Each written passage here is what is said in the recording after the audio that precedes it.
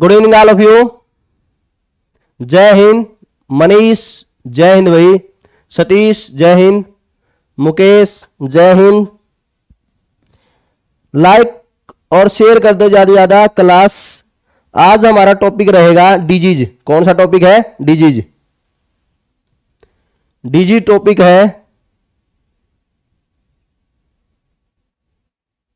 Like और share कर दो।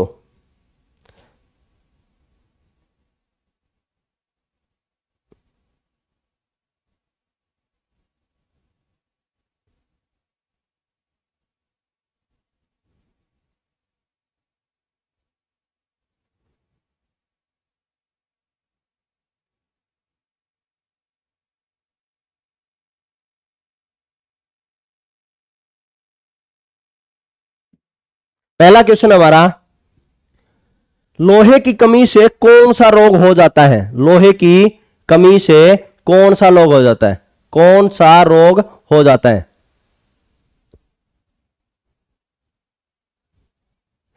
इसी टाइम होती है भाई, कुछ वीडियो वगैरह बनानी होती है, इससे पहले वो वीडियो बनाते हैं ड्यूटी से आने के बाद में, फिर उसके बाद में सीधी आपकी क्लास रहती है।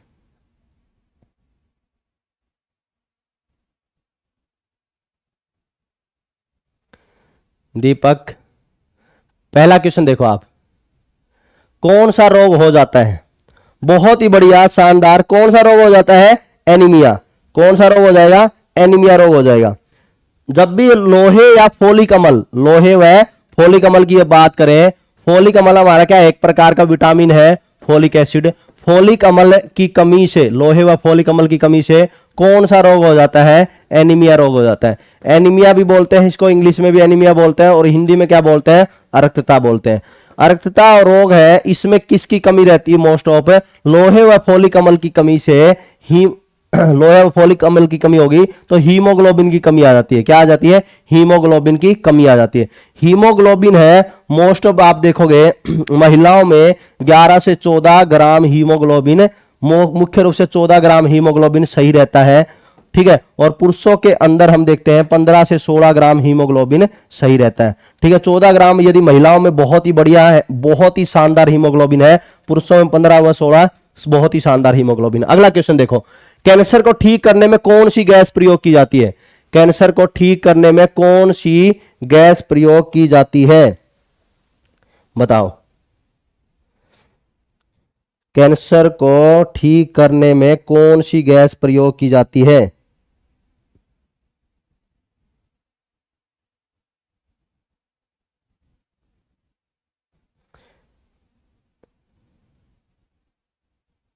लाइक कर दो, शेयर कर दो ज्यादा से ज्यादा। एक बच्चा पूछ रहा था ये क्वेश्चन मुझसे व्हाट्सएप पे, तो देखो सबसे भारी गैस कौन सी है? सबसे भारी गैस है, हम अक्रिय गैसों में सबसे भारी गैस की बात करें तो कौन सी है? रेडोन है। कौन सी है? रेडोन है। तो रेडोन गैस का भी उपयोग है, वो कैंसर को ठीक करने के लिए किया जाता है। तो कई बार ये पूछा जाता है कि सबसे भारी अक्रिय गैस कौन सी है, तो कौन सी है? रेडोन है। गुड इवनिंग बच्चे। अगला देखो आप, हेपेटाइटिस रोग किससे होता है? हेपेटाइटिस रोग, पीलिया, काला पीलिया, हेपेटाइटिस, ये रोग किससे होता है? किससे होता है? मतलब ये पूछना चाह रहा है कि बैक्टीरिया से होता है, बैक्टीरिया से होगा या कवक से होगा, फंजाई से होगा, किससे होगा? विषाणु से होगा, किससे होगा? या प्रोटोजोआ से होगा? प्रोटोजोआ। प्रोटोजोआ को परजीवी भी बोलते हैं, परजीवी, ठीक है। बैक्टीरिया, कवक, विषाणु, प्रोटोजोआ, ये।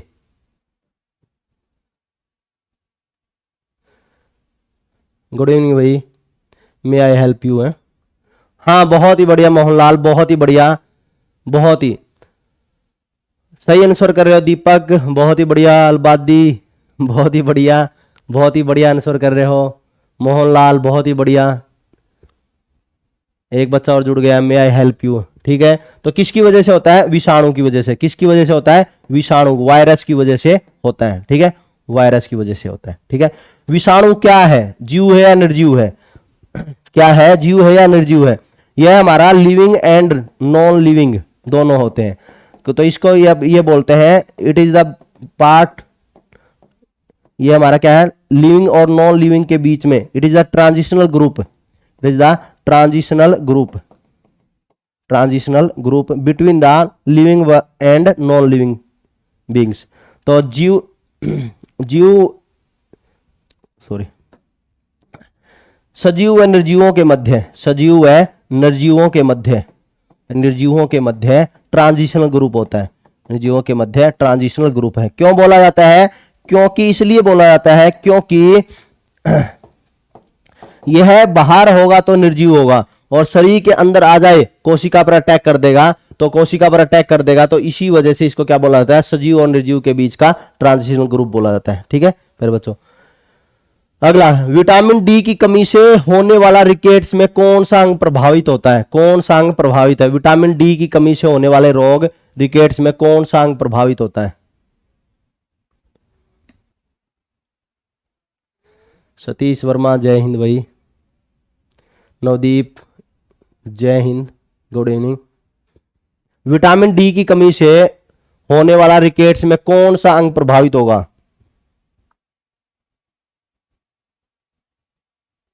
जल्दी बताएं।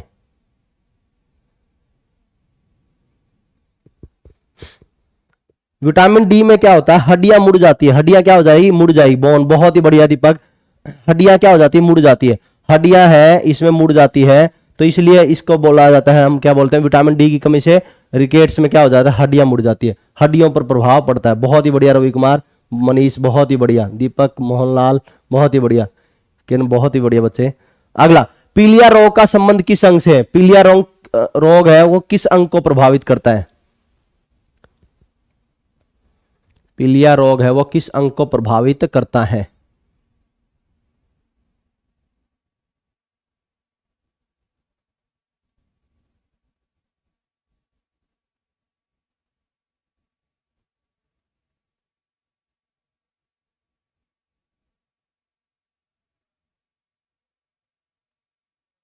बहुत ही बढ़िया, लीवर को, किसको, लीवर को, यकृत को प्रभावित करता है, यकृत को प्रभावित करता है लीवर को। अगला, हीमोफीलिया किस प्रकार का रोग है, हीमोफीलिया है वो किस प्रकार का रोग है, विषाणु से होने वाला है, किससे होने वाला है हीमोफीलिया, बिल्कुल आसान है, ये मैंने एक बार और पहले बताया था आपको हीमोफीलिया के बारे में,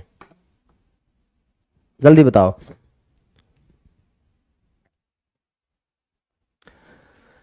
हीमोफीलिया, इसमें क्या हो जाता है, हीमोफीलिया के अंदर व्यक्ति के रक्त का थक्का नहीं जमता, व्यक्ति के रक्त का क्लोटिंग नहीं होता, रक्त का थक्का नहीं जमता, किस प्रकार का रोग है, व्यक्ति का रक्त का थक्का नहीं जमता, और यह एक आनुवंशिक बीमारी है। बहुत ही बढ़िया, बहुत ही बढ़िया दीपक, बहुत ही बढ़िया, आनुवंशिक बीमारी है, जेनेटिक डिजीज है, पीढ़ी दर पीढ़ी चलेगा, पीढ़ी दर पीढ़ी चलेगा हीमोफीलिया रोग। ठीक है, अगला, लोकजा बीमारी संबंधित है, लोक हो जाता, मुंह है वो बिल्कुल जुड़ जाता है, लोक हो जाएगा, इसलिए इसको बोलते हैं लोकजा, लॉक्ड जा, जबाड़ा जुड़ जाना, जबाड़ा जुड़ जाएगा इसमें।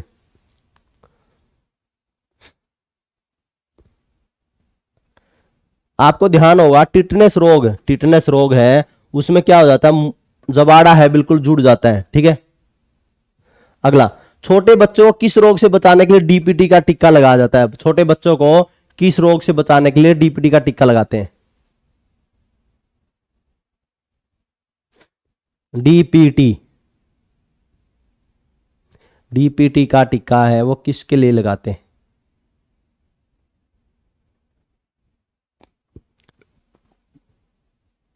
डीपीटी होता है हमारा जो, एक तो होता है डी का मतलब क्या है, डिप्थीरिया, और पी का मतलब क्या है, पेरिटिसिस, और टी का मतलब क्या है, टेटनस, मतलब डिप्थीरिया को डिप्थीरिया ही बोलेंगे हिंदी में, पेरिटिसिस को हम क्या बोलते हैं, काली खांसी, क्या बोलते हैं, काली खांसी, ये ध्यान रखना, पेरिटिसिस को हम क्या बोलते हैं, काली खांसी, और टी का मतलब क्या है, टेटनस, तो टेटनस, तीन रोगों को बचाने के लिए डीडीटी का टीका लगाया जाता है। From which disease DPT vaccine given to the young babies to protect them. ठीक है, बहुत ही बढ़िया, बहुत ही बढ़िया। अगला, रेबीज रोग किससे होता है, रेबीज रोग है किससे होगा, मतलब बैक्टीरिया से होगा, किससे होगा, रेबीज, रेबीज,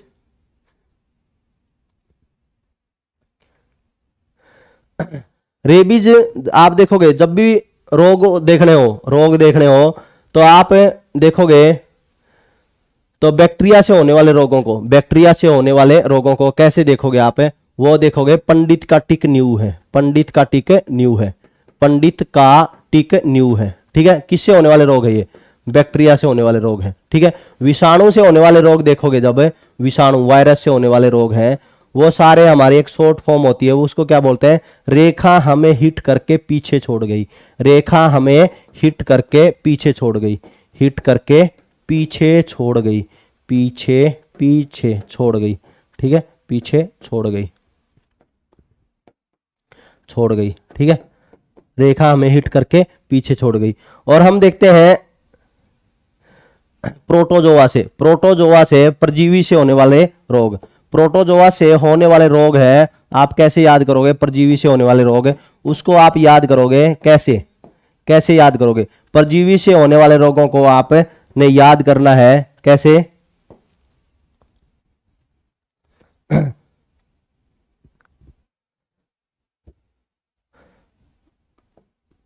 सोना पे काम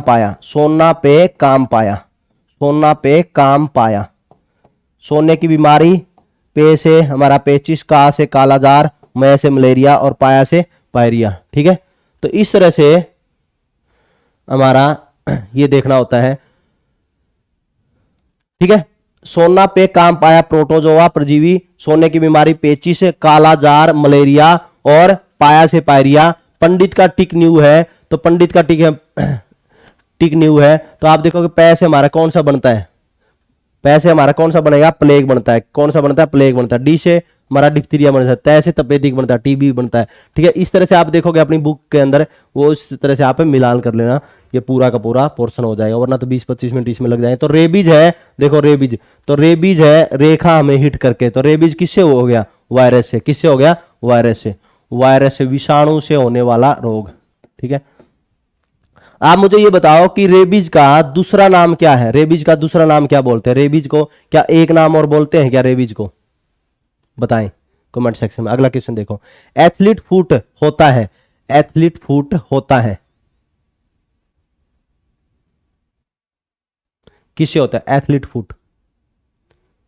एथलीट फुट की हम बात करें प्यारे बच्चों, और दाद की बात करें, दाद मतलब रिंगवर्म, रिंगवर्म।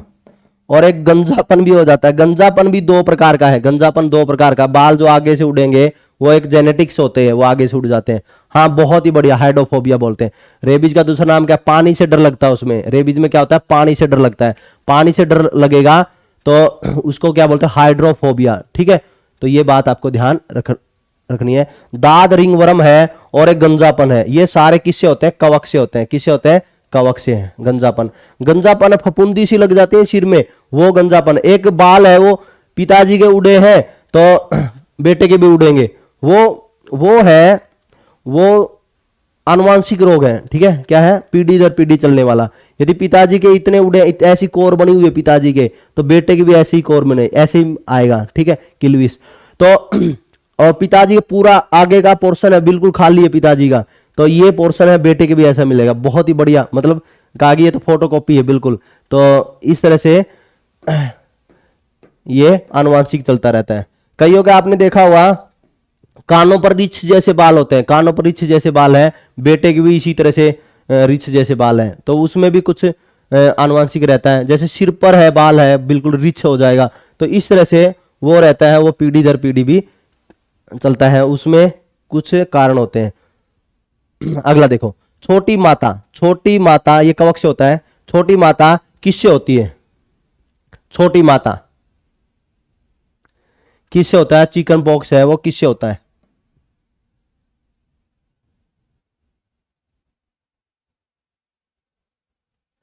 लाइक कर दो, ज्यादा से ज्यादा शेयर कर दो।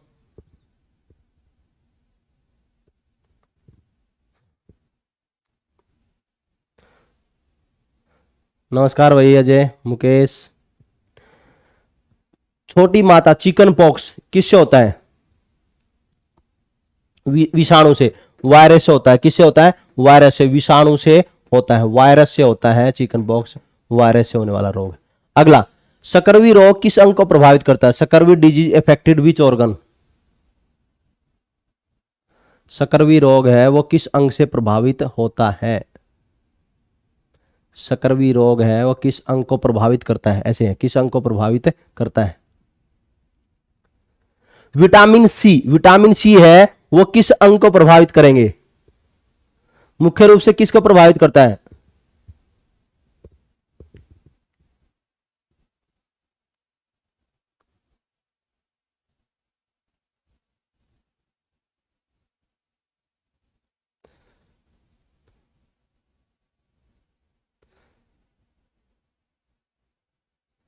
बहुत ही बढ़िया। देखो सकरवी रोग है मुख्य रूप से आप देखोगे सकरवी रोग त्वचा को प्रभावित करता है। किसको? त्वचा को।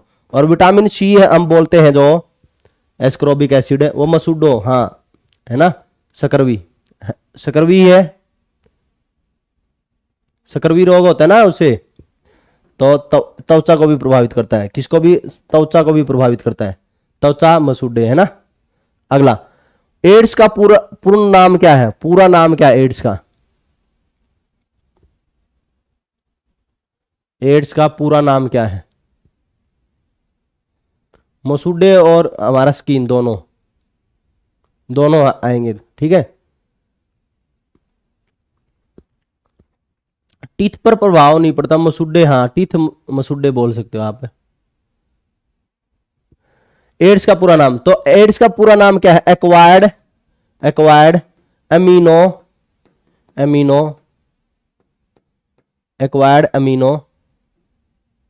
डेफिशिएंसी सिंड्रोम,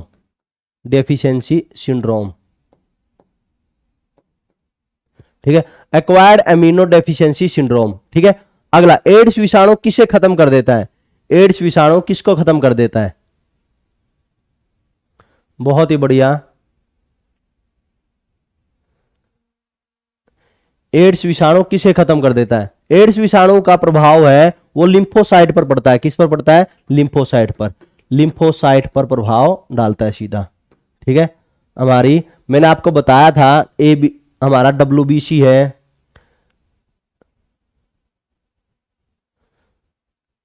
और RBC है, प्लेटलेट्स है, मैंने तीनों बताए थे। प्रवीण गुजर, राम राम भाई। अगला देखो आप, मलेरिया रोग का कारण क्या है? What causes malaria? मलेरिया रोग का कारण क्या है?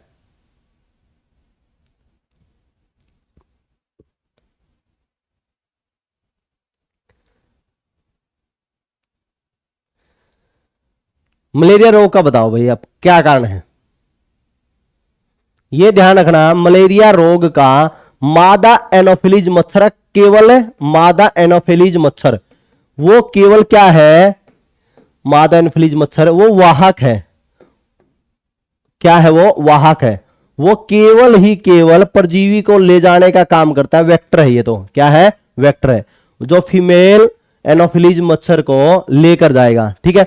लेकिन इसका कारण क्या है? प्रोटोजोआ। कौन सा प्रोटोजोआ? परजीवी है। कौन सा परजीवी है? कौन सा प्रोटोजोआ है? वो है प्लाज्मोडियम। कौन सा है? प्लाज्मोडियम। प्रोटोजोआ कौन सा है? प्लाज्मोडियम है, ठीक है। कौन सा है? प्लाज्मोडियम। आपको ध्यान होगा, जैसे एक अपने यहां पर MPHW की पोस्ट होती है, MPHW की, तो उसमें इस तरह के क्वेश्चन भी पूछे जाते हैं भी भारत के अंदर कौन सा, जैसे इसमें प्लाज्मोडियम ओवेल है, कई प्रकार के होते हैं, जैसे प्लाज्मोडियम ओवेल है, प्लाज्मोडियम वाइवेक्स है, प्लाज्मोडियम फेल्सीपेरम है, प्लाज्मोडियम मलेरियाई है। तो प्लाज्मोडियम मलेरियाई है, हम मोस्टली पढ़ लेते हैं कि प्लाज्मोडियम मलेरिया से मलेरिया होता है, लेकिन आप देखोगे इसमें कई प्रकार के प्लाज्मोडियम, फेल्सीपेरम है, ये मस्तिष्क के अंदर बुखार चढ़ जाता है, और इसमें प्लाज्मोडियम यदि फेल्सीपेरम परजीवी चला जाए मानव में, मस्तिष्क के अंदर भयंकर जवर होगा, ठीक है, और उससे व्यक्ति की मृत्यु हो जाती है। तो वो MPHW वगैरह के एग्जाम में इस तरह से लेवल से पूछा जाता है। अगला, कालाजार का वाहक है, kala-azar, vector of kala-azar.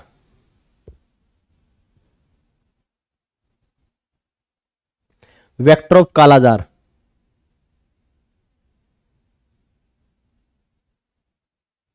Vector of kala-azar, kala-azar का वाहक कौन है? बड़मक्खी है। कौन है? बड़मक्खी। बड़मक्खी, आप ये सोचोगे ये कौन सी आ गई मक्खी? बड़मक्खी, बड़ी मक्खी ऐसे नहीं, बड़ मक्खी बोलते हैं सैंड फ्लाई। क्या बोलते हैं? Sand fly. सैंड फ्लाई इसका वाहक है कालाजार। कालाजार का वाहक कौन है? सैंड फ्लाई है। ठीक है, वाहक कौन सा है? जो प्लाज्मोडियम को लेकर जाता है। क्योंकि आप देखोगे, हाँ, बालू मक्खी भी बोलते हैं, बालू मक्खी भी बोलते हैं, बहुत बढ़िया पूजा बच्चे, बालू मक्खी भी बोलते हैं। सैंड फ्लाई को बड़ मक्खी, बालू मक्खी भी बोलते हैं, बालू मक्खी। ठीक है, अगला, टाइफाइड किससे होता है? टाइफाइड, टाइफाइड जिसको आप मोती जारा बोल देते हैं, मोती जारा यही है, मोती जारा। टाइफाइड, टाइफाइड है वो किसके होता है? जीवाणु से, बैक्टीरिया से, किससे होता है?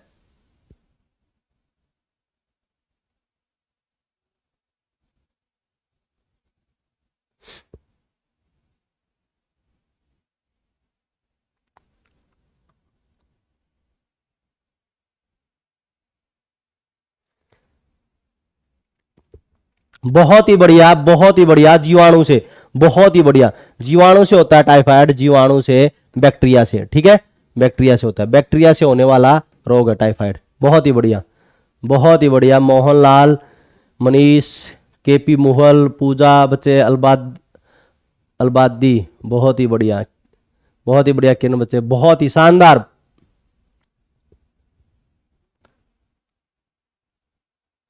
जब तक ना हो हासिल मंजिल तो राह में आराम कैसा, अर्जुन सा निशाना रख, मन में ना कोई बहाना रख, कुछ करना है तो डट कर चल, थोड़ा दुनिया से हट कर चल, लकीर पर तो सभी चलते हैं, कभी इतिहास को पलट कर चल, बिना काम के मुकाम कैसा, बिना मेहनत के दाम कैसा, जब तक ना हो हासिल हो मंजिल तो राह में आराम कैसा, अर्जुन सा निशाना रख, मन में ना कोई बहाना रख, चल चला चल, चल चला चल, चल चला चल, मेहनत करते रहो, जुटे रहो।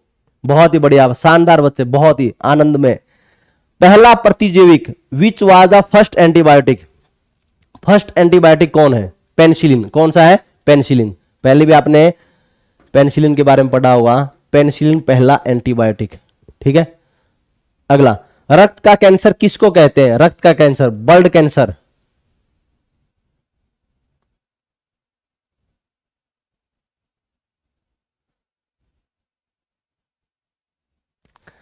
रक्त का कैंसर किसे कहते हैं? Blood cancer is also called,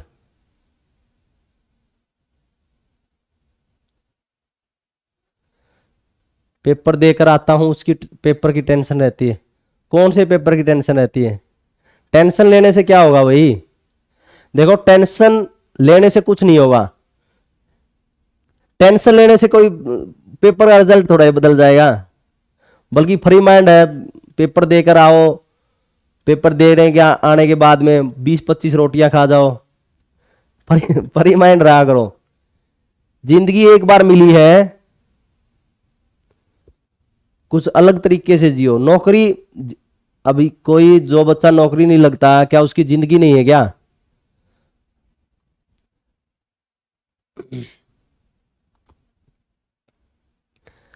tension लेने की कोई जरूरत नहीं है भाई, ज्यादा से ज्यादा एक ही हो सकता है भाई, ज्यादा ज्यादा एक हो सकता है भाई, नौकरी छिन जाएगी, बस नौकरी नहीं लगेगी। टेंशन नहीं लेनी, टेंशन है चिंता चिता के समान। बहुत ही बढ़िया, ल्यूकेमिया, बहुत ही बढ़िया। बीए सेकंड ईयर के पेपर की, वन नाइट फाइट के पेपर होते हैं बीए सेकंड का, क्या क्या, वन नाइट फाइट करो, टेंशन नहीं लेनी। अगला, हृदय की बीमारियों को ठीक करने में प्रयोग लाई जाती है, हृदय की बीमारियों को ठीक करने में प्रयोग लाई जाती है, कौन सी? ये पहले भी आ चुका है क्वेश्चन। ओम प्रकाश गुजर, जय हिंद भाई। हृदय की बीमारियों को ठीक करने में प्रयोग लाई जाती है, कौन सी दवाई लेकर आई जाती है? आपको एस्प्रिन का नाम सुना होगा, एस्प्रिन, एस्प्रिन है इसमें प्रयोग की जाती है, एस्प्रिन, एस्प्रिन हृदय की बीमारियों को ठीक करने के लिए प्रयोग की जाती है। अगला, दूषित पानी से होने वाली बीमारी कौन सी है? दूषित पानी से होने वाला रोग है वो क्या है हमारा? कॉन्टेमिनेटेड वाटर बोर्न डिजीज है, वो कौन सा है? हेजा है, सभी को पता होगा, हेजा, कोलेरा, कोलेरा, हेजा। अगला,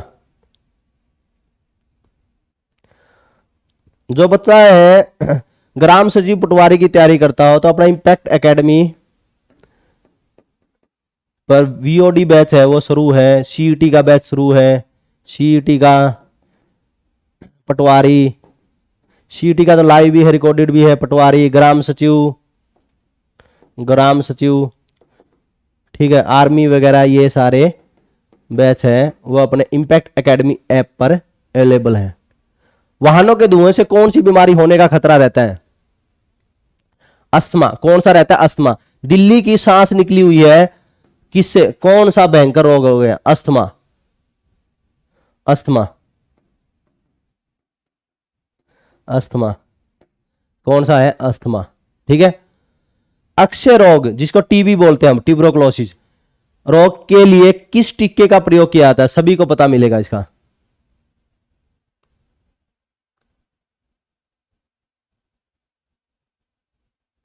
और एक और बता दो, टीबी के लिए भारत सरकार की कौन सी योजना है चली हुई है टीबी रोग के लिए? टीबी का पक्का इलाज ऐसे आता है,